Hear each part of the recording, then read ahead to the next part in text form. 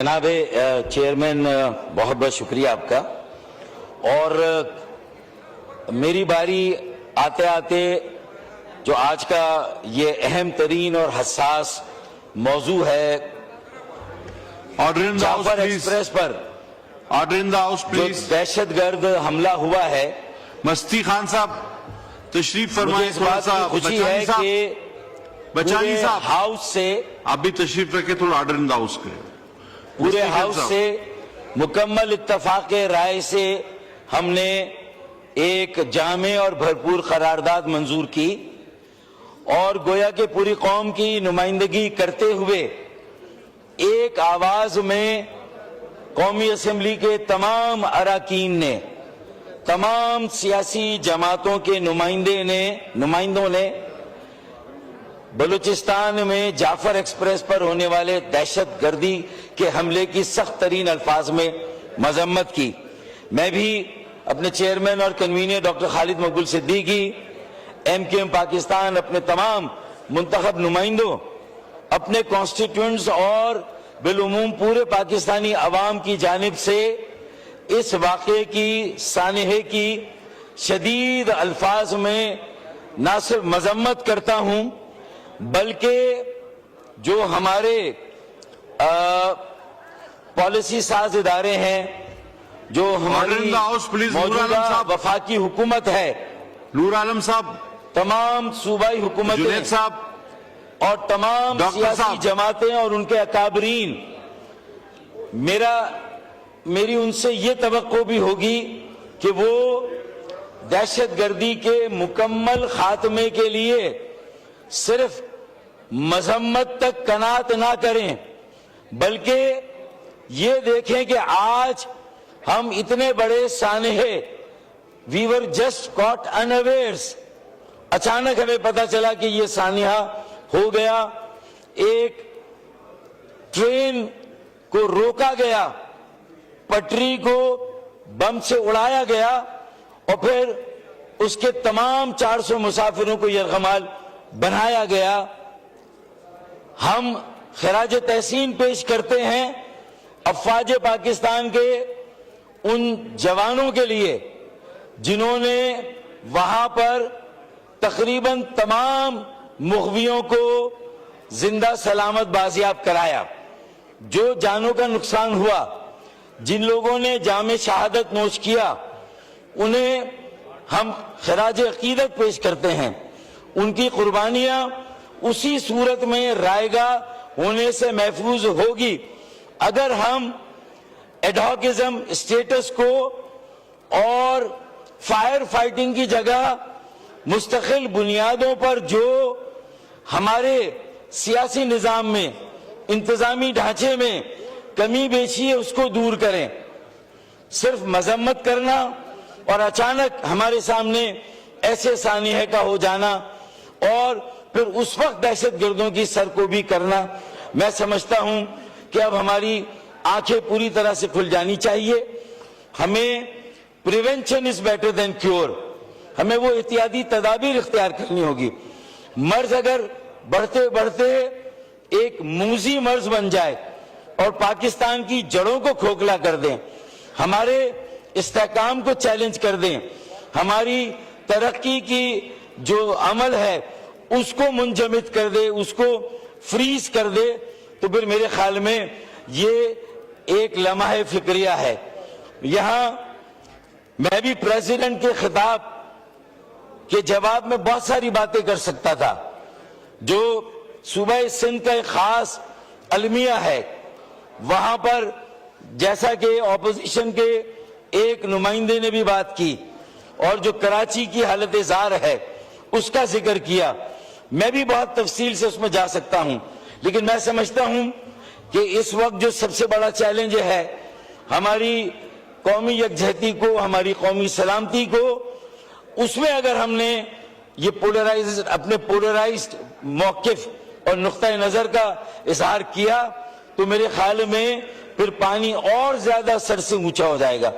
और ज्यादा मुश्किल होगा कि हम दहशतगर्दी का मुकाबला कर सकें। ये बात दुरुस्त है, हर सियासी जमात ये बात कह रही है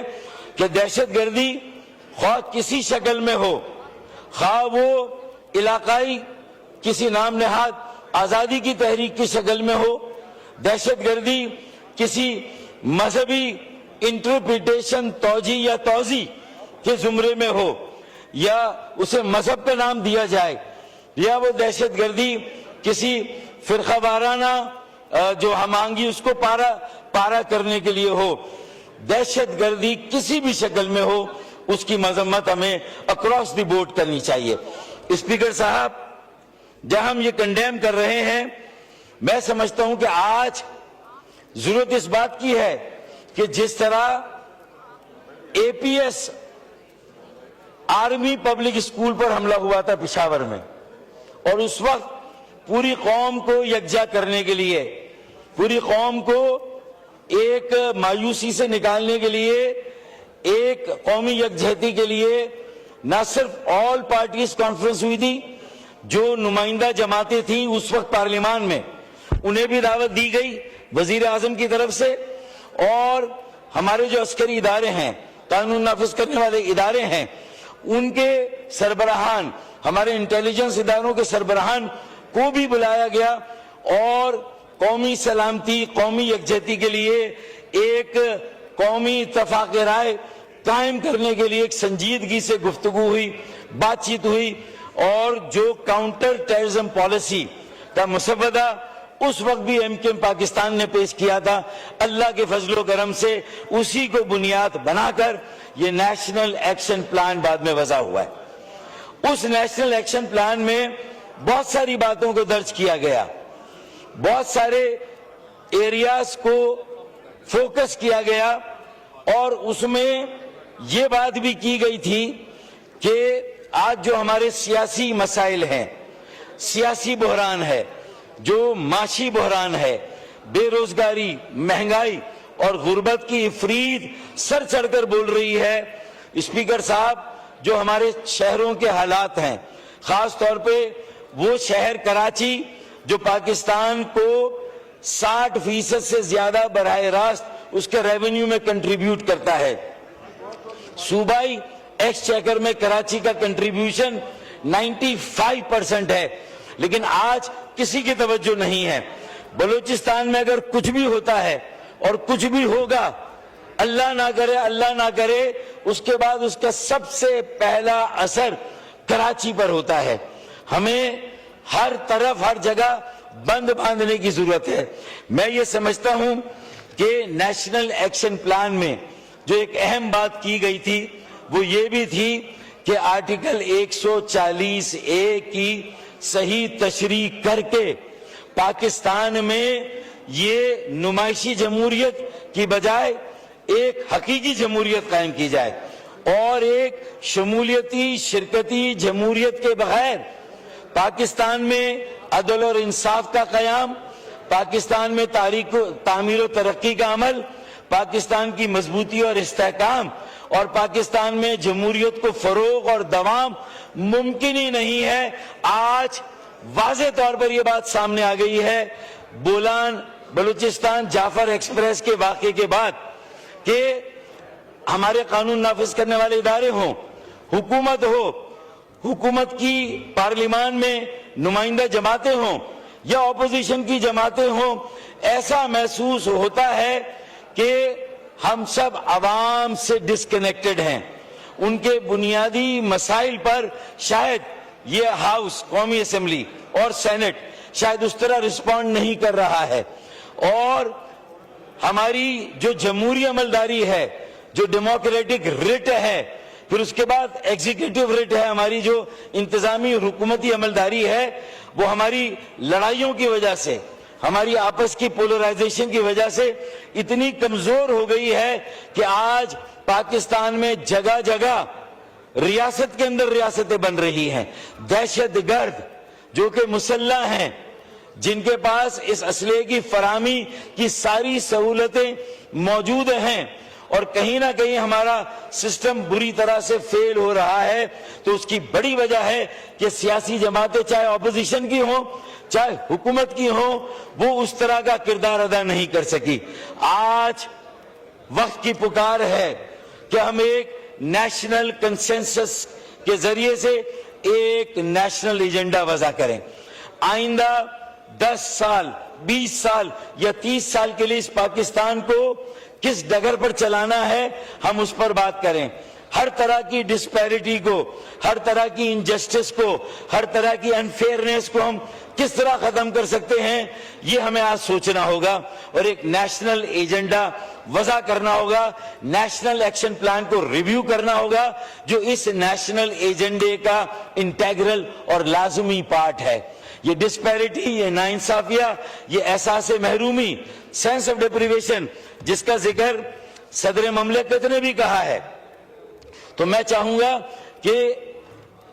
ये जो दावे किए गए हैं प्रेसिडेंशियल एड्रेस में, ये जो मशवरे दिए गए हैं पार्लियामान को और हुकूमत को,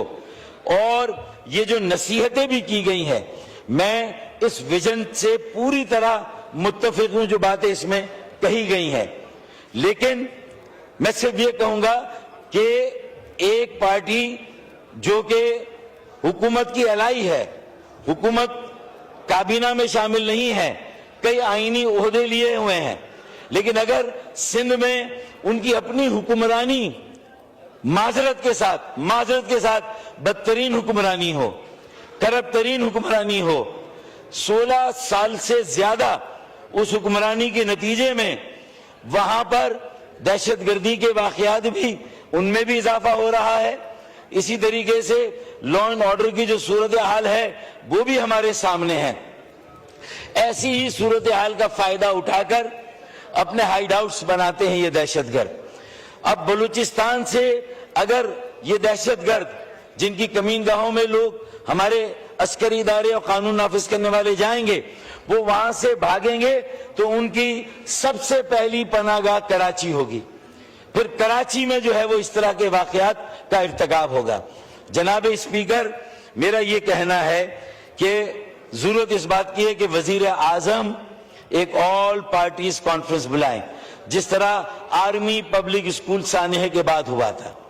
और जिस तरह उसके बाद नेशनल एक्शन प्लान वज़ा किया गया। लेकिन उस नेशनल एक्शन प्लान में कई नुकात ऐसे हैं जिन पर अमल दरामद नहीं हुआ। मिसाल के तौर पर कम्युनिटी पुलिसिंग के निजाम की बात हुई थी। वो रुझानात जो मुख्तलिफ मोहल्लों में, जो बल्दियाती इदारों, मकामी हुकूमत और शहरी हुकूमत के जरिए से सूबाई हुकूमत और वफाकी हुकूमत तक पहुंचते हैं, जो एक तरह से ह्यूमन इंटेलिजेंस का काम करते हैं, जो नीचे से लोगों की सोच,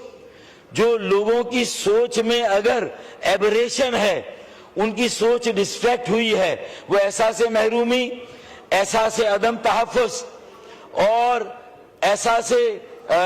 महरूमी की वजह से एहसास एलिनेशन, एहसास बेगानगी की वजह से अगर किसी गलत रास्ते पे चल पड़े हो, तो nip into the bud of the evil के लिए जरूरी है कि आपके पास एक ऐसी कनेक्टिविटी होनी चाहिए अवाम के साथ, जो कि वहां से आपको उनके रुझानात, जो उनकी सोच है, जो नजरियात उनके हैं। हम सब ये बात कहते हैं यहां बैठकर कि दहशतगर्दों का न कोई नजरिया है, न कोई मजहब है, न कोई फिरका है, न कोई मसलक है, लेकिन उसके साथ साथ हमें अपनी जिम्मेदारी को भी पूरा करना है कि अगर डिस्पैरिटी है, इनजस्टिस है, नाइंसाफी है और महरूमी है, तो उसे भी हमें दूर करना है। हमें कौमी मफाहिमत और कौमी इत्तफाक राय से एक कौमी एजेंडा वज़ा करके नेशनल एक्शन प्लान में, मैं समझता हूं कि अगर अब नेशनल एक्शन प्लान को हम रिव्यू करें और उसे एमक्यूएम पाकिस्तान के इस आईनी तरमीमी बिल के जरिए से अगर बैक ना करें, मजबूत ना करें, जमहूरियत की बात हम करते हैं, जमहूरियत के दावे करते हैं, लेकिन अगर जमहूरियत की सबसे अहम, उसका सुतून, जो उसकी बुनियाद, उसकी नर्सरी शहरी मकामी हुकूमत और बल्दियाती इदारे, अगर वो बेइख्तियार हों, गैर मौसर हों, बेवसीला हों, तो फिर उसके बाद तो यही होगा ना कि हम आखिर में आके यही कहेंगे कि भाई फलक पर कोई साजिश हो रही है। सारा इल्जाम किस्मत पर डाल दें, तकदीर पर डाल दें कि फलक पर कोई साजिश हो रही है, समंदर पर ही बारिश हो रही है, फलक पर कोई साजिश हो रही है, समंदर पर ही बारिश हो रही है, हटाए जा रहे हैं काम के लोग, निकम्मों पर नवाजिश हो रही है। तो हमें अपनी गवर्नेंस को ठीक करना होगा। हमें मतलब अक्लमंद के लिए इशारा काफी है, रबीउल्लाह, अक्लमंद के लिए इशारा काफी है। डॉक्टर साहब ये आपने किस कॉन्टेस्ट में कहा कि हटाए जा रहे हैं काम के लोग? आप अपने अपने हिसाब से अपने ऊपर ले लें, इसे अपने अपने हिसाब से अपने ऊपर ले लें, अपने अपने हिसाब से अपने ऊपर ले लें। अच्छा जी, मेरे ख्याल में मैं और मेरी पार्टी इतनी शॉर्ट साइटेड नहीं है। हम ये कहते हैं कि अगर ये विजन दिया गया है तो इसका मॉडल एक पार्टी के को चेयरपर्सन होने के नाते से सदर ममलकत आसिफ अली जरदारी साहब पर भी जिम्मेदारी बनती है, जो मेरे लिए इंतहाई मोहतरम है। उन्होंने 8वां खिताब किया पार्लियामेंट से, ये अपनी जगह पर कौमी असेंबली से ये रिकॉर्ड है। मैं इन सारी बातों को मानकर, उनके इस विजन को, उनकी नसीहतों को, मशवरों को मानकर, वसीयत, सारी चीजों को मानकर मैं ये कहता हूं कि फिर इस विजन पर सिंध को एक मॉडल बनना चाहिए। अर्बन रूरल इंटीग्रेशन होना चाहिए। वहां बतदरीज कराची के मैट्रिक और इंटरमीडिएट बोर्ड के नताइज में जो 80% बच्चे पास होते थे, आज अगर 30% बच्चे पास हो रहे हैं। गवर्नेंस का आगाज तो मेरिट पर अफसरों की सिलेक्शन से होता है। आज आप सहारा ले रहे हैं ऐसे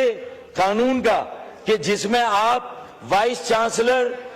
तालीम दानों की बजाय, एजुकेशनिस्ट की बजाय आप अपनी प्रोविंशियल ब्यूरोक्रेसी से लोगों को लाकर वहां पर जामियात में बिठाने की एक कोशिश कर रहे हैं। आपको तालीम दानों में, एजुकेशनिस्ट में अपना सियासी हमनवा नहीं मिलता, लिहाजा सारी तकर्रुरियां वाइस चांसलर्स हों, कंट्रोलर्स हों, रजिस्ट्रार हों, वो सारी की सारी एडहॉकिज्म की बुनियाद पर है। बोर्ड ऑफ इंटरमीडिएट और मैट्रिक के चेयरमैन हजरात हों, उनके सेक्रेटरी हों, उनके कंट्रोलर और रजिस्ट्रार हों, उन सब की तकर्रुरियां एडहॉक है। पूरा सूबा एडहॉकिज्म पर चलाया जा रहा है। बलूचिस्तान में तो फिर भी किसी तरह से आप इस इफरीत पर काबू पा लेंगे, लेकिन खुदा ना खास्ता अगर सिंध में ये लावा फटा, सिंध में अगर लोग इस नाइंसाफी, महरूमी के एक तरफ मैट्रिक और इंटरमीडिएट बोर्ड के नताइज देख लें, फिर दूसरे बोर्ड्स लाड़काना और शक्कर, उनके नताइज आज से 5 साल पहले 30% थे, आज 80% हैं, ताकि प्रोफेशनल कॉलेजेस और यूनिवर्सिटीज में हमारे बच्चों को दाखिला ना मिल सके, वो कंपटीशन से आउट हो जाए। ये पॉलिसी दी गई है बोर्ड, यानी एक तरफ कोटा सिस्टम से कई धारी तलवार से काटा जा रहा है। मेरी बातें बहुत अहम है, मैं आपको से मुतनब्बे कर रहा हूं। आपका ताल्लुक भी कराची से है, मेरे भाई कादिर पटेल भाई, मेरे चेयरमैन भाई, और आपको मेरा इस मामले में मेरे साथ खड़ा होना चाहिए। आप कराची से हैं, तो इसलिए कोटा सिस्टम, मैं कराची से हूं, इसीलिए तो जानता हूं अब बच्चे क्यों कम पास हो रहे हैं। आज से 30 साल पहले ज्यादा पास होते थे। मैं नहीं, तो इसीलिए मैं कह रहा हूं कि पहले पास होते थे, तो आज अचानक क्या हुआ। लेकिन एनईडी में जो कोटा है कराची का और बाकी इलाकों का, उस पर अगर आप कंपटीशन करें तो प्रोफेशनल कॉलेजेस के इम्तिहान में मेरे माजरत के साथ लाड़काना शक्कर बोर्ड के बच्चों का रिजल्ट 20% है और कराची के बच्चों का रिजल्ट 80% है। अल्हम्दुलिल्लाह, अल्लाह के फजल करम से। तो ये बुनियादी खराबी है, मेरिट का कत्ल है, ये तालीम का कत्ल है, ये पाकिस्तान की सियासत, जमहूरियत, पाकिस्तान की रियासत, पाकिस्तान की मईशत के मुस्तकबिल के साथ खिलवाड़ हो रहा है, कई धारी तलवारों के साथ। सिर्फ इंफ्रास्ट्रक्चर नहीं है जो असद कैसर भाई ने वहां पर आकर देखा है, सिर्फ सड़कों का हाल बदहाल नहीं है, वहां लोगों का हाल देखें क्या है। महंगाई, बेरोजगारी, गुर्बत की इफरीत पूरे मुल्क में है, लेकिन उसकी जो सबसे बड़ी पिंच है कि 40% का कोटा भी अगर हमारे बच्चों को ना मिले और बोगस डोमिसाइल लेकर पूरे मुल्क से और अंदरून सिंध से आने वालों को वो सरकारी मुलाजमतें भी मिल जाएं, तो फिर बताइए कि हमारे बच्चे, मेरे आपके बेटे बेटियां कहां पर जाएंगे। मैं किसी के बेटे बेटियों का जो जायज हक है, मैं कतई इसके खिलाफ नहीं हूं। وہ بھی کوئی زبان بولنے والے ہوں. کراچی تو اب سب سے بڑی آماج گاہ پاکستان کی ہر زبان بولنے والے کا شہر ہے. پاکستان کے ہر علاقے کے رہنے والے جو شہری ہیں ان کا مرکز ہے. ہر زبان بولنے والا ہر علاقے کے شہری کراچی میں رہتا ہے. اصل تو پاکستان وہاں پر قائم ہوگا اگر یہ قومی ایجنڈا ہوگا, نیشنل کنسنسس ہوگا اور شہری مقامی حکومتوں کو امپاور کیا جائے گا, کمیونٹی پولیس کا ایک نظام وضع کیا جائے گا, عوام کے ساتھ جمہوریت, جمہوری اداروں, جمہوری نظام کو کنیکٹ کیا جائے گا, پارٹیسپیٹری, شمولیتی, شرکتی جمہوریت قائم کی جائے گی. اور یہ ایم کیو ایم کے آئینی ترمیمی بل کو 27واں آئینی ترمیمی بل لا کر دودھ کا دودھ اور پانی کا پانی کریں یا ووٹنگ کرائیں, آپ فلور آف دی ہاؤس پر لائیں اور دیکھیں کون اس کی مخالفت کرتا ہے. محترمہ بے نظیر بھٹو شہید نے سب سے پہلے اس کا خاکہ دیا تھا. کمال اصفر صاحب اس وقت گورنر نے, انہوں نے کہا تھا کہ ایک ڈسٹرکٹ گورنمنٹ کا تصور خاکہ دیں, تو سب سے پہلا کانسیپٹ اور بنیاد محترمہ بے نظیر بھٹو شہید کا تھا. اگر چارٹر آف ڈیموکریسی میں جوڈیشل ریفارمز کے لیے 26ویں آئینی ترمیم کی اہمیت تھی, ضرورت تھی, ناگزیر تھا, آپ نے کیا, ہم نے سپورٹ کیا. لیکن آج محترمہ بے نظیر بھٹو شہید کا ایک اور ویژن بھی اور خواب بھی ہے, اس کی ریفلیکشن بھی صدر مملکت کے اس خطاب میں ہونی چاہیے. میں سمجھتا ہوں کہ دہشت گردی کے خاتمے کے لیے جو دیگر عدالتی ریفارمز ہیں جس میں فورنسک کو مضبوط کرنا, صرف فورنسک کی لیبارٹری جو کرائم کو ڈیٹیکٹ کرتی وہ صرف لاہور اور پنجاب میں ہے, سندھ میں ہونی چاہیے لیبارٹریز, کوئٹہ میں, بلوچستان میں ہونی چاہیے, KPK میں ہونی چاہیے, گلگت بلتستان, آزاد کشمیر, وہاں پر بھی ہونی چاہیے فورنسک. پھر ہمارے انویسٹیگیٹرز, پروسیکیوٹرز اور جو ہمارے انکوائررز ہیں جو یہ تفتیش و تحقیقات کرتے ہیں ان کی ٹریننگ ہونی چاہیے. ان کی ماڈرن لائنز پہ ٹریننگ نہیں ہے, وہ اتنا اکوپڈ نہیں ہے, اسی لیے عدالتوں سے پھر لوگ دہشت گرد بری ہو جاتے ہیں اور پھر اس کے بعد ہم جو ہے وہ ہاتھ پر ہاتھ مل کے بیٹھے رہتے ہیں. تو میرے خیال میں ان ساری باتوں پہ غور کریں کہ فورنسک کو ٹھیک کریں. ججز اور witness protection program national action plan کا ایک انٹیگرل حصہ تھا. کمیونٹی نظام کو وضع کرنا کمیونٹی پولیس کے, وہ نیشنل ایکشن پلان کا ایک انٹیگرل پارٹ تھا. اسی طرح ایک مؤثر, با اختیار, با وسیلہ, سیلف کنٹینڈ, آٹونومس, خود مختار بلدیاتی اداروں, شہری مقامی حکومت کا قیام, اپنے 130 اضلاع جو پاکستان کے ہیں انہیں امپاور کرنا, لوکل گورنمنٹس کا امپاور کرنا. ہم یہاں پر لڑائیاں لڑ رہے ہیں اقتدار کی. مجھے تو ایسا ہی لگتا ہے کہ اپوزیشن کی طرف سے بھی جو باتیں آتی ہیں کہ اپوزیشن کی طرف سے بھی جو بات آتی ہے وہ بھی کم و بیش, تو یہ چراغ تلے اندھیرا نہیں ہونا چاہیے. سب سے پہلے تو اس چراغ کی روشنی جو صدارتی خطاب میں ہے یہ سندھ میں بھی جانی چاہیے کیونکہ وہاں پیپلز پارٹی کی حکومت ہے, اور بلوچستان میں بھی جانی چاہیے, بلوچستان میں, کیونکہ دونوں جگہ پر پاکستان پیپلز پارٹی کی حکومت ہے. تو لہٰذا میرا فوکس اس لیے زیادہ ہے کہ میں سمجھتا ہوں کہ شاید کوئٹہ, لاہور اور پشاور پورے ملک کے لیے وہ قومی اہمیت نہیں رکھتے جو شہر کراچی, آزاد کشمیر کے لیے, گلگت بلتستان کے لیے, اسلام آباد کے لیے, لاہور, پشاور, یہاں تک کہ راول پنڈی کے لیے بھی اس کی اہمیت ہے. اگر ہم اس کی اہمیت کو نہیں سمجھیں گے, اور یہ صرف سڑکوں کا مسئلہ نہیں ہے, وہاں کے روزگار کا مسئلہ ہے, وہاں کی معیشت. ڈاکٹر صاحب آپ یہ چوتھی بار کہہ رہے ہیں. نہیں, میں اس لیے کہہ رہا ہوں کہ اب شاید کہ تیرے دل میں اگر آپ ریپیٹ کرتے رہیں گے تو میں نہ چاہتے ہوئے مجھے کہنا پڑے گا کہ چلے میں ختم کرتا ہوں, آتا ہوں. پارٹیسپیٹری ڈیموکریسی ہونی چاہیے, گورننس میرٹ پر سلیکشن ہونی چاہیے جو کہ یہ بھی آپ سیاسی کہہ بنیاد چکے پر. 3 بار. پولیس پولیٹیسائز ہو رہی ہے, یہ آپ 5 بار بیوروکریسی پولیٹیسائز ہے, وائس چانسلرز پولیٹیسائز ہو جائیں گے, جامعات پولیٹیسائز ہیں, بہت ضروری ہے جی. پھر اس کے بعد بات ہوئی کہ یہ بات ہوئی کہ پاپولیشن چھوڑ دینا, نہیں آ رہا ہے, سارا لکھا ہوا ہے. پاپولیشن ایکسپلوژن ایک بہت بڑا مسئلہ ہے, اس پر پولیٹیکل پارٹیوں کا کوئی رول نظر نہیں آتا ہے. اس کو اور پھر اگر پاپولیشن کنٹرول, ایک طرف پاپولیشن کنٹرول نہیں ہو رہی, دوسری طرف جو مردم شماری ہے اس میں کچھ علاقوں کی آبادیاں اس طرح بڑھائی جاتی ہیں جو نیچرلی پاسبل ہی نہیں ہے, جو ایسا ریٹ آف فرٹیلائزیشن نہیں ہو سکتا جس طرح کا سینسس میں دکھایا جاتا ہے. اسپیکر صاحب یہ ساری باتیں, اور کراچی کی آبادی کو کم سے کم ہمیشہ کیا جاتا ہے, یہ بھی ایک اہم مسئلہ ہے. پھر اس کی نمائندگی کم ہوتی ہے, پھر اس کے فنڈز کم ہوتے ہیں, اور جو فنڈز آ رہے ہیں 1% اگر 4,000 ارب روپے ہم دے رہے ہیں تو 40 ارب ہمیں ملتے ہیں, صوبے سے 20 ارب روپے ملتے ہیں, تو پھر اس میں کیا ہوگا. اور جو 4 سال پی ٹی آئی کی حکومت تھی اس میں بھی کم و بیش یہی ایلوکیشن تھی کراچی کی. تو میرے خیال میں انہیں بھی اپنی ذمہ داری قبول کرنی چاہیے اور ماننا چاہیے. اس کے بعد آپ آ جائیں, این ایف سی کی کوئی بات نہیں ہوئی. نیشنل فائنانس کمیشن میرے خیال میں 2008 کے بعد نہیں ہوا ہے. پریزیڈنٹ صاحب کو اس کا ذکر بھی کرنا چاہیے تھا. کاؤنسل آف کامن انٹرسٹ کی کوئی اجلاس نہیں ہوا, اس کا بھی ذکر کرنا چاہیے تھا, اور اجلاس ہونے چاہیے. اگر نہروں پر اختلاف ہے, پانیوں کی تقسیم پر اختلاف ہے, تو سب سے پہلے جب کاؤنسل آف کامن انٹرسٹ نے 1991 میں ایک ایکارڈ دیا تھا تو سندھ کو 2 ملین ایکڑ پانی اضافی ملا. بعد ازاں محترمہ بے نظیر بھٹو شہید کی حکومت آئی تو ان کے وزیر آبپاشی مصطفیٰ خیر صاحب تھے, انہوں نے وہ 2 ملین ایکڑ فٹ پانی جو سندھ کا کوٹا ایڈیشنل تھا وہ کم کر دیا. تو رسپانسبلٹی سارے ادوار میں جو زیادتیاں ہوئی ہیں, جو غلط ہوا ہے, آج نہروں پر آپ شور کر رہے ہیں, چیخ رہے ہیں, چلا رہے ہیں, لیکن یہ 2 ملین ایکڑ فیٹ پانی جو واپس کیا گیا تھا پنجاب کو وہ آپ کی حکومت میں کیا گیا تھا, تو اس پر بھی آپ کی نظر ثانی ہونی چاہیے. باقی یہ تھر کینال ہے یا دیگر کینال ہے وہ بھی آپ سب کے ادوار میں بنی, یا پی ایم ایل این کے ادوار میں بنی یا پیپلز پارٹی کے ادوار میں بنی. تو آج یہ بن رہی ہے, تو پہلے اگر آپ اس پہ اس طرح نہیں کھڑے ہوئے تو آج آپ کیسے مقابلہ کریں گے, کیسے کھڑے ہوں گے؟ تو سندھ کے عوام کی آنکھوں میں صرف دھول نہ جھونکے, کوئی کانکریٹ آگے لائے عمل دیں. واٹر مینجمنٹ کی بات کریں, واٹر پالیسی کی بات کریں, رینیویبل انرجی کی بات کریں, رینیویبل انرجی کی بات کریں. آپ سولر انرجی کو جس طرح لوگوں کو آپ کو دینا, الیکٹرک کارز کی بات کریں, یہ صحیح ہے. اچھا, آپ کا آئینہ کراچی ہے, اس کو سامنے رکھیں تو میرے خیال میں ساری باتیں واضح ہو جائیں گی. میں نے ایجوکیشن, ہیلتھ, اور آپ نے کہا کہ اکانومک اسکل ڈیولپمنٹ کے کتنے نئے سینٹرز بنے ہیں جو ہم نے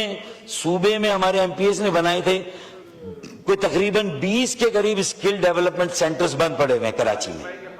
کتنے ہاسپٹلز جو بنے ہمارے فنڈ سے وہ سارے بند ہیں کیونکہ اس کی ایسے نہیں پاس نہیں کی جا رہی ہے, اور وہ خالی ایسی پڑے ہوئے عمارتیں, پیسہ ضائع جا رہا ہے اور وہاں پر قبضہ ہو جائے گا, اور قبضہ کر کے جس سیاسی جماعت کا زور چلے گا وہ اپنے دفاتر بنا لے گی. اسی طرح این اے 244 سرجانی ٹاؤن میں ابھی آپ کے بھائیوں نے جو ہے وہ ایک اسکول اور ویلفیئر اس کے پر قبضہ کر کے اپنا آفس بنا لیا. آپ کے بھائیوں نے وہ ایکسپورٹس بڑھانے کی بات ہے تو ری لوکیشن آف انڈسٹریز کی بھی بات کریں. آج کاٹن نہیں ہے, بات